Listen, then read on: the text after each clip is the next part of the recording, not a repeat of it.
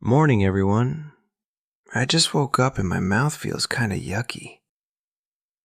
Wait, what actually happens when I brush my teeth?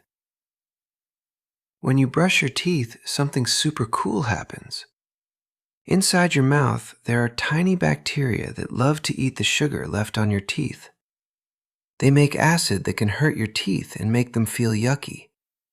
But when you brush with toothpaste, the bristles scrub away all that sticky plaque and food bits. The toothpaste has special ingredients that fight the bad bacteria and make your teeth stronger. As you brush in circles, you're cleaning every tooth, front and back, and even your tongue. This helps stop cavities and keeps your breath fresh. Wow! So brushing is like giving my teeth a superhero shield.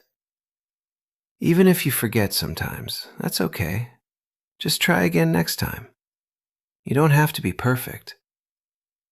Brushing your teeth every day helps keep your smile healthy and bright.